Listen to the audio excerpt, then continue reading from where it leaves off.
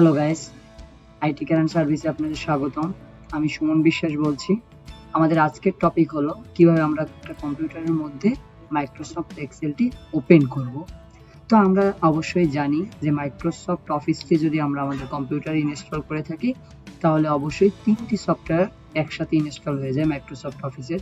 সেটা হলো MS Word, MS PowerPoint and কি এক্সেল।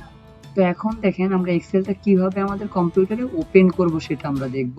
দেখেন ম্যাক্সিমাম ক্ষেত্রে সফটওয়্যার আমরা যা ইনস্টল করি তাদের আইকনগুলো আমাদের পিসির উপরে থাকে আইকনগুলো, বাট এখানে কিন্তু আমাদের এক্সেলের ধরনের আইকনগুলো নাই। তো সেক্ষেত্রে আমরা কিভাবে ওপেন করব? তো সেটা যে কোনো সফটওয়্যারের বেলায় যদি আমরা কোনো সফটওয়্যার আমাদের ইনস্টল করা থাকে, যদি আইকনটা উপরে না থাকে, তাহলে আমরা কিভাবে সেটাকে খুঁজে বের করব? সেম সিস্টেমে আমরা সেটা দেখতে পারি। তো সেটা কিভাবে দেখুন, যে আমরা আমাদের কম্পিউটারের মধ্যে যদি কোনো কিছু খুঁজে বের করতে চাই তাহলে আমরা অবশ্যই কি আমাদের কম্পিউটারের সার্চ বারে গিয়ে সার্চ দেবো। তার কারণ হলো আমরা জানি অবশ্যই যে সার্চ বারে কি করে মানুষ সার্চ করে। তো যে কোনো ওয়েবসাইট বা যে কোনো জায়গা আপনি ভিজিট করলে কিন্তু যে কোনো কিছু সার্চ করার জন্য আপনার কি করেন, সার্চ বারে গিয়ে সার্চ দেন। তো সেক্ষেত্রে আমরা কি করব, অবশ্যই আমাদের কম্পিউটারে যে সার্চ বার আছে এখানে আমরা ক্লিক করব। এখন এখানে ক্লিক করে আমরা লিখবো কি এক্সেল লিখবো, EXCEL। যখন আমরা এক্সেলটা লিখলাম দেখেন আমাদের এক্সেল 2013টা চলে আসলো। তো এখানে যদি আমরা ক্লিক করি তাহলেই দেখবেন যে আমাদের মাইক্রোসফট এক্সেলটি ওপেন হয়ে গেছে। এখন দেখেন আমরা চাচ্ছি যে একটা ব্ল্যাঙ্ক পেজ ওয়ার্কবুকটা আর কি ওপেন করব। তো ক্লিক করলাম, দেখেন আমাদের কি একটা এক্সেল ওপেন হয়ে গেল। জাস্ট এভাবে আমরা কি করব, ওপেন করব।